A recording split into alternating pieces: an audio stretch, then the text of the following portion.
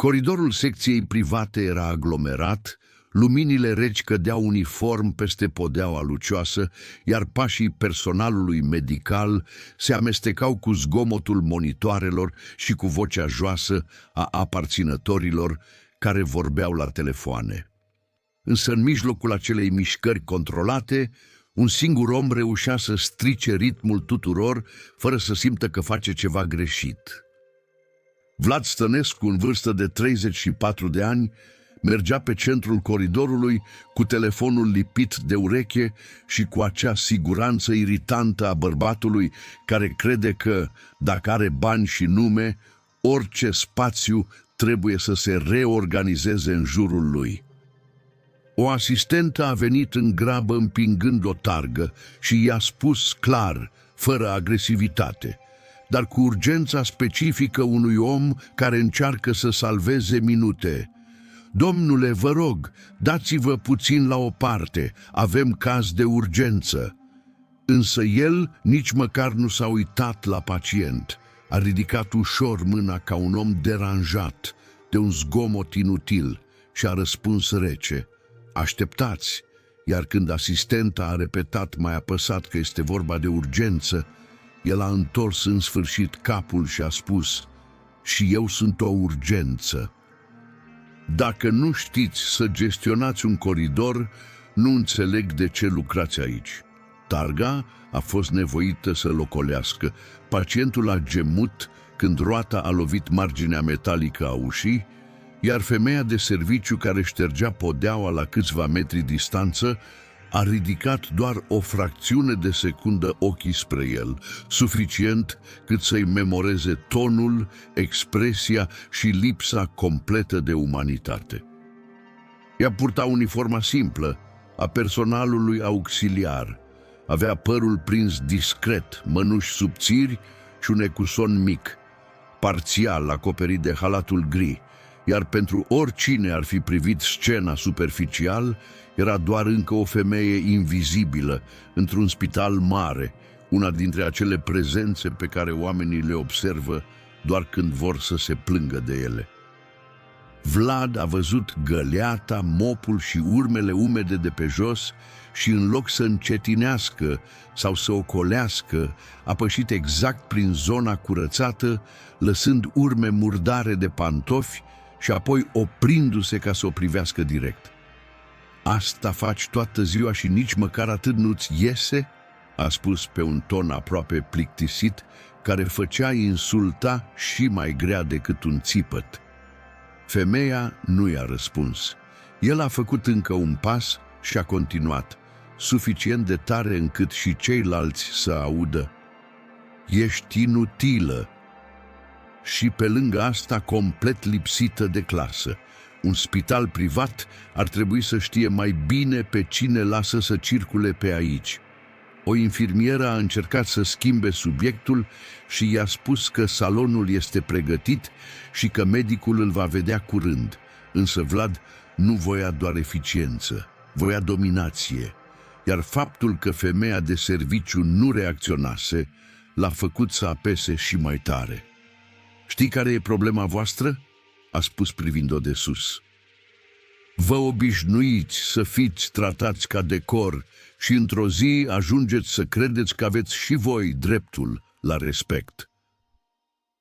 Abia atunci ea a ridicat din nou privirea, iar ceea ce l-a deranjat nu a fost furia sau rușinea, ci tocmai absența lor.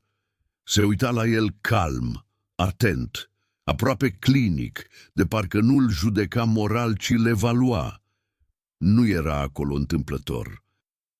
De 3 zile mergea prin spital exact așa, în tăcere, îmbrăcată ca o simplă femeie de serviciu, observând cum se mișcă personalul, cum răspund medicii, cum reacționează rudele pacienților și mai ales cum se comportă oamenii care cred că banii le dau dreptul să umilească pe oricine nu le răspunde în același registru. Spitalul trecea printr-o evaluare internă discretă, iar ea nu era doar o observatoare trimisă să bifeze tabele. Era omul care decisese personal să coboare în realitate, să vadă fără filtre ce fel de sistem se construise sub numele instituției pe care o salvase financiar în urmă cu ani și pe care încă o proteja în tăcere. În buzunarul interior al halatului purta un telefon pe care primea confirmări scurte de la 2 membri din Consiliu și de la coordonatorul de risc administrativ. Iar după incidentul din coridor, ecranul s-a aprins cu un singur mesaj. Comportament abuziv confirmat. Continuăm protocolul. Dea a citit fără să schimbe nimic pe chip. A blocat telefonul și a continuat să șteargă podeaua cu aceeași mișcare lentă, în timp ce Vlad dispărea spre salon, convins că tocmai pusese la punct o anonimă. Mai târziu, când soția lui a ajuns, atmosfera din jurul lui s-a schimbat și mai mult. Irina Stănescu avea 31 de ani, purta un costum crem impecabil, un parfum prea scump pentru ora și locul acela și acea expresie de femeie care nu ridică vocea în public, fiindcă știe că poate umili perfect și șoptind. A intrat în salon, uitându-se în jur cu un amestec de dezgust și superioritate, de parcă boala însăși era o ofensă la adresa gusturilor ei, iar după ce a ascultat câteva minute explicațiile medicului, și-a mutat atenția exact spre coridorul unde femeia de serviciu trecea din nou cu găleata. Asta nu putea fi făcută în altă parte? A întrebat ea sec, fără să indice direct spre cineva, dar făcând foarte clar că vorbește despre prezența acelei femei. Medicul i-a spus politicos că activitatea secției nu poate fi întreruptă și că personalul își face treaba. Însă Irina a râs scurt și a replicat: personal? Dacă ăsta este standardul, încep să înțeleg de ce totul miroase a provincial. Vlad a zâmbit complice, întinzându-se în pat ca și cum spectacolul de clasă îi se cuvenea, apoi a ridicat tonul suficient cât să ajungă până în prag. Hei, tu, vino puțin! Femeia de serviciu s-a oprit, s-a întors și a venit până la ușă, fără să se grăbească. Irina a privit-o câteva secunde, apoi a spus: știi măcar cum se ține o găleată fără să stropești pe toată lumea? Ea a răspuns simplu: da. Vlad a intervenit imediat. Atunci fă-ți treaba și nu mai sta ca o statuie. Oamenii importanți sunt internați aici, nu încă mine de cartier. Irina a zâmbit și a completat cu un calm mai tăios decât o palmă. Așa arată oamenii când nu au nimic în spate, Vlad. Multă tăcere și foarte puțină valoare. Femeia i-a privit pe amândoi, apoi a spus doar: am înțeles, și a plecat, lăsând în urmă o tăcere care pe Vlad l-a iritat mai mult decât orice ceartă. Spre seară, protocolul de evaluare a intrat într-o etapă pe care nici Vlad, nici Irina nu ar fi putut-o anticipa. Într-o cameră mică de serviciu, unde se țineau soluțiile de curățenie și materialele de consum, femeia și-a deschis dosarul subțire și a notat ore, replici, martori și reacții. Nu scria mult, dar fiecare rând era exact, fără adjective și fără descărcări personale. Pacient, abuz verbal repetat asupra personalului auxiliar.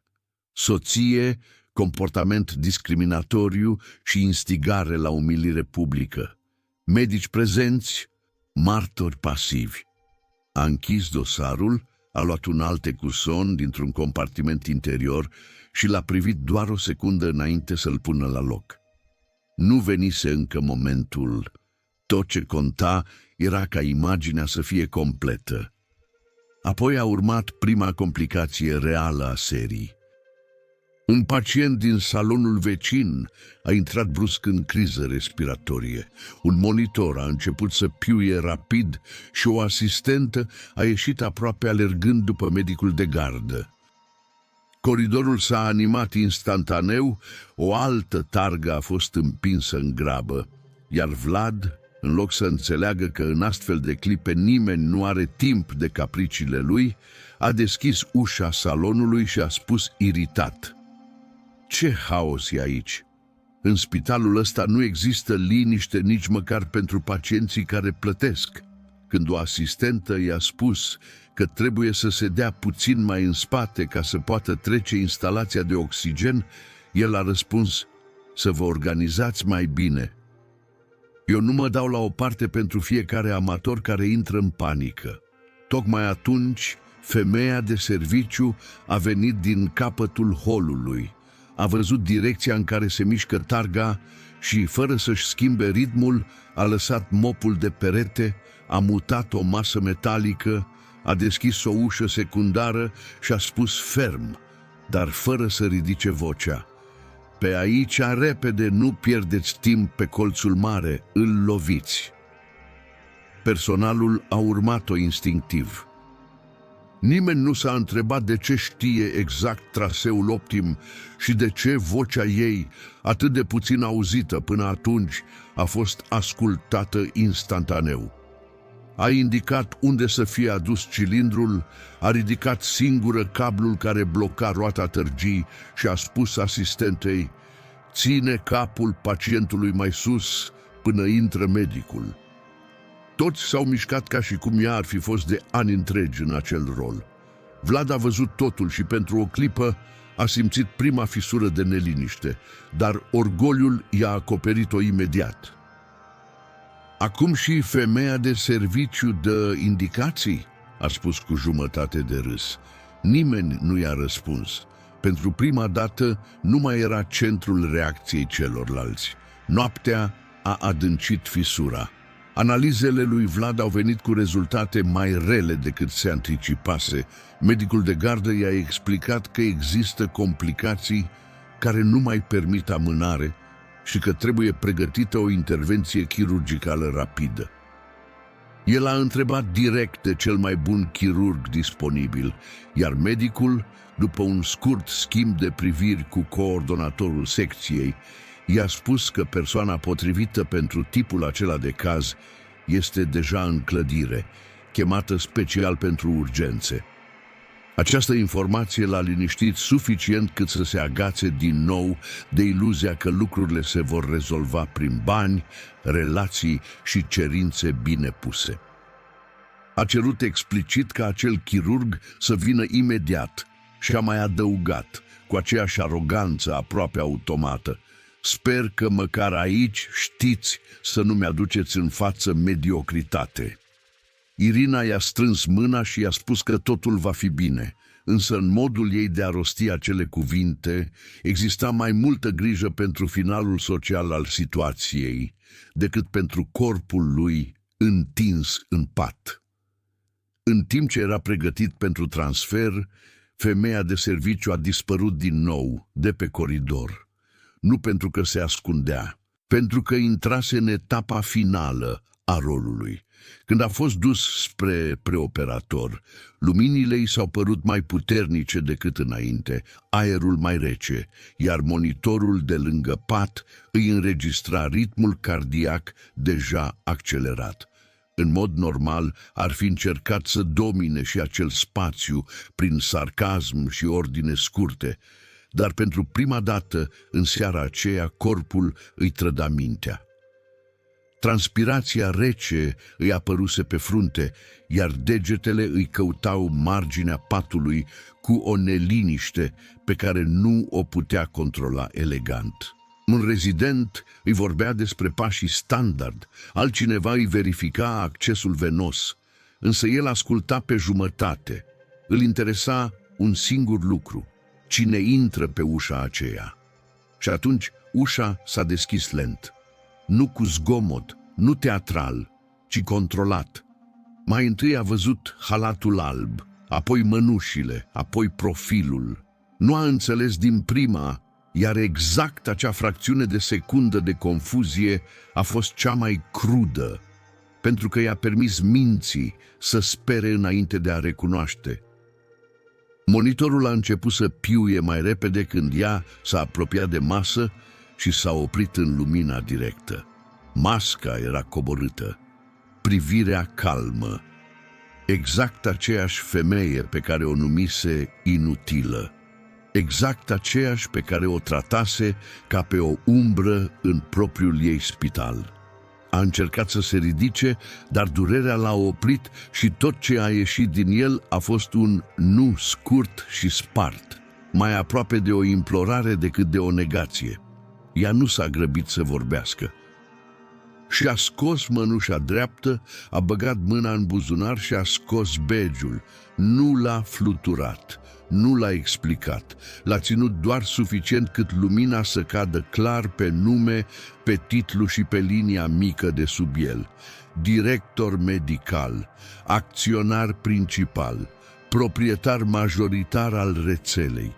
Pielea de pe ceafa lui s-a încordat, iar monitorul a accelerat și mai tare. Un medic a spus calm: "Vă rog să vă liniștiți", însă problema nu mai era doar intervenția. Problema era că adevărul intrase în cameră îmbrăcat exact în persoana pe care o umilise.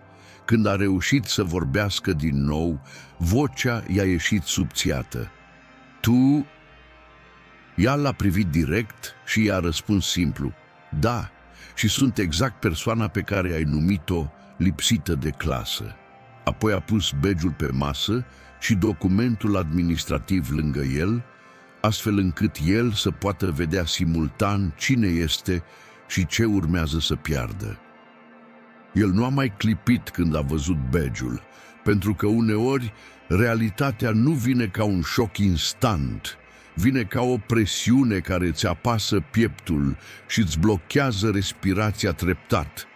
Iar exact asta se întâmpla în acel moment în care toate lucrurile pe care le spusese în ultimele ore începeau să se lege într-o singură consecință imposibil de evitat, iar monitorul de lângă el accelera clar. Bipurile deveneau mai dese, iar un medic a spus imediat: "Ritmul crește, trebuie să-l stabilizăm." Dar nimeni nu se mișca haotic, pentru că persoana care dicta ritmul real al camerei nu era vocea cea mai tare. Era prezența ei, calmă, exactă, fără niciun gest inutil. Vlad a încercat să își umezească buzele și a spus cu greu: "Ascultă, nu am știut." Dar ea nu l-a întrerupt, nu l-a corectat imediat, l-a lăsat să termine propoziția, iar acel detaliu a fost mai greu decât orice replică tăioasă, pentru că îl obliga să audă ce spune. "Nu am știut cine ești", a continuat el, iar Irina, care intrase între timp în sala de preoperator fără să respecte complet protocolul, a privit scena și a înțeles din prima că ceva este profund diferit. Iar când a văzut badge-ul pe masă, expresia ei s-a schimbat într-o fracțiune de secundă, nu într-un mod dramatic, ci într-un mod calculat, acel tip de reacție al oamenilor care își dau seama că trebuie să-și recalibreze poziția imediat. "Este o glumă?" a întrebat ea, dar nu mai avea siguranța de mai devreme, iar unul dintre medici a răspuns scurt: "Nu." Tăcerea care a urmat a fost grea, nu pentru că nimeni nu știa ce să spună, ci pentru că toți știau exact ce înseamnă acel moment.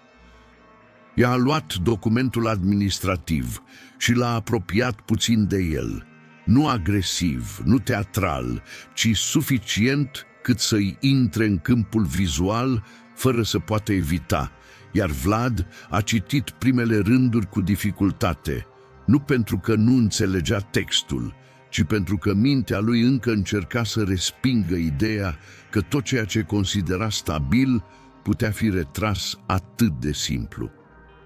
Suspendare imediată, evaluare disciplinară, încetarea colaborării, a murmurât el, iar vocea i s-a oprit la mijlocul propoziției. Irina s-a apropiat instinctiv și a spus pe un ton care încerca să recupereze controlul: "Nu aveți dreptul să faceți asta într-un moment ca acesta. Este pacient, este o urgență."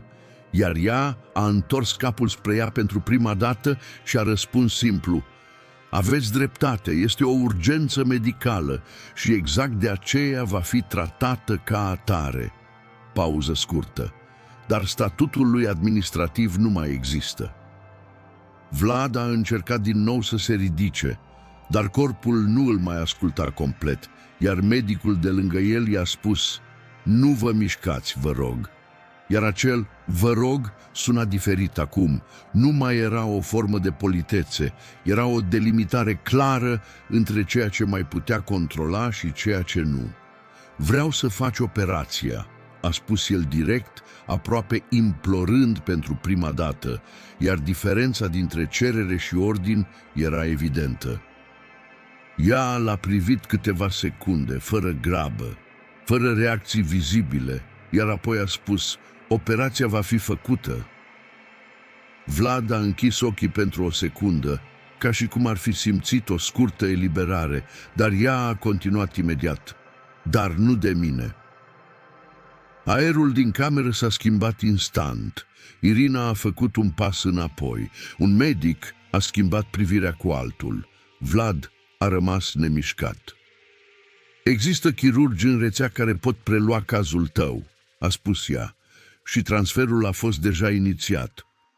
El a deschis ochii larg și a spus: nu poți să faci asta eu, dar nu a mai terminat propoziția, pentru că în acel moment și-a dat seama că nu mai are pârghii, nu mai are relații care să anuleze decizia, nu mai are poziție din care să negocieze. Ba pot, a răspuns ea calm, pentru că spitalul acesta nu funcționează pe favoruri, funcționează pe reguli, iar tu ai demonstrat exact de ce aceste reguli trebuie aplicate. Irina a încercat să intervină din nou, dar de data aceasta vocea ei nu mai avea aceeași siguranță. Putem discuta asta după, nu este momentul, iar ea a întrerupt-o fără să ridice tonul. Momentul a fost în momentul în care ați decis cum tratați oamenii din acest loc. Tăcerea care a urmat a fost completă, iar acest tip de tăcere nu este gol, este plin de realizare, pentru că fiecare persoană din acea cameră înțelegea exact ce s-a întâmplat, fără să fie nevoie de explicații suplimentare. Vlad a privit din nou documentul, apoi badge-ul, apoi mâinile lui, care încă tremurau ușor, iar pentru prima dată nu mai era vorba de boală, era vorba de conștientizare. Nu trebuia să conteze cine ești, a spus ea încet, dar clar, iar acea propoziție a închis complet cercul. Dar pentru tine a contat și exact asta te-a adus aici. Un medic a confirmat că echipa de transfer este pregătită, iar 2 brancardieri au intrat în sală și au început să pregătească mutarea, fără să privească direct spre Vlad, nu din lipsă de respect, ci pentru că rolul lor nu era să judece, era să execute. Iar în astfel de momente, profesionalismul devine rece, mecanic, dar necesar. Vlad a fost mutat cu grijă pe targă, iar în timp ce era fixat, a încercat să spună ceva din nou, dar nu a mai găsit cuvintele potrivite, pentru că unele situații nu mai pot fi reparate prin explicații. Irina a rămas lângă el câteva secunde, apoi s-a retras ușor, nu pentru că nu voia să-l susțină, ci pentru că înțelegea deja că poziția lor în acel loc nu mai există. Ea a făcut un pas înapoi și a lăsat spațiu echipei medicale, iar când Vlad a trecut pe lângă ea pe targă, a întors capul pentru o fracțiune de secundă, dar ea nu a mai privit înapoi, nu din răzbunare, ci pentru că nu mai era nimic de spus. Ușa s-a închis în urma lor, iar zgomotul metalic a marcat finalul complet al acelei secvențe, nu doar medical, ci simbolic. În coridor, ritmul a revenit la normal. Personalul și-a reluat activitatea, iar spitalul a continuat să funcționeze exact cum trebuie, pentru că instituțiile sănătoase nu se opresc pentru orgoliile unui singur om. Ea a rămas câteva secunde în aceeași poziție, apoi a luat badge-ul de pe masă și l-a pus la loc în buzunar, iar gestul acela simplu a închis complet rolul pe care îl jucase în ultimele zile. Nu mai era femeia de serviciu, nu mai era observatorul invizibil. Era exact ceea ce fusese de la început, doar că acum adevărul fusese văzut de toți. Un medic s-a apropiat și a spus respectuos: „Doamnă doctor, doriți să revizuiți cazul după transfer?” Iar ea a dat din cap ușor și a răspuns: „Da, dar nu astăzi.” Pauză scurtă. Astăzi a fost suficient. A ieșit pe coridor fără grabă, iar pașii ei nu mai erau ignorați, nu mai erau o prezență de fundal, erau recunoscuți, respectați, iar diferența nu venea din haine sau din titlu, venea din faptul că acum toată lumea știa exact cine este și ce reprezintă. Afară, noaptea era liniștită, iar aerul rece a lovit ușor fața ei când ușile automate s-au deschis, iar în acea liniște, fără zgomot, fără replici, fără martori, adevărul rămânea simplu și imposibil de ignorat. Nu poziția te face om, nu banii, nu numele, ci modul în care tratezi oamenii atunci când crezi că nu contează. Dacă ai ajuns până aici și crezi că astfel de oameni trebuie să simtă exact consecințele faptelor lor, abonează-te acum și scrie în comentarii un singur cuvânt care definește perfect finalul acestei povești: dreptate.